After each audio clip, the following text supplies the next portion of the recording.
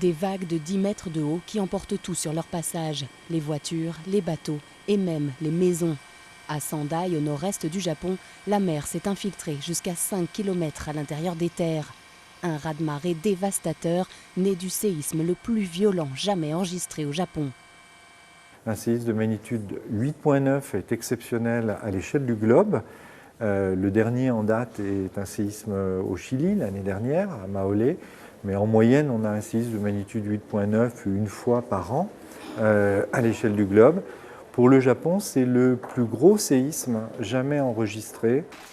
La terre a aussi tremblé dans la capitale, Tokyo, à 400 km de l'épicentre.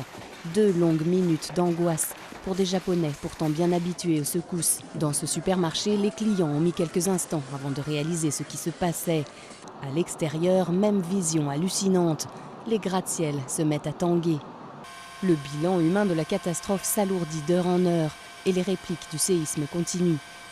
À des milliers de kilomètres, la vague poursuit sa course folle dans le Pacifique, étroitement surveillée par les sismologues du monde entier. En France, le centre d'alerte tsunami du commissariat à l'énergie atomique est sur le qui-vive. C'est d'ici que partent les ordres d'évacuation des zones côtières d'outre-mer, situées sur la trajectoire de la vague. En fait, le tsunami s'atténue au fur et à mesure qu'il se propage, mais il se réamplifie quand les fonds remontent. Donc il se réamplifie à l'approche des côtes, et suivant la pente sous-marine, il va plus ou moins se réamplifier. Les alertes tsunami sont levées un peu partout, mais l'ampleur du phénomène est planétaire.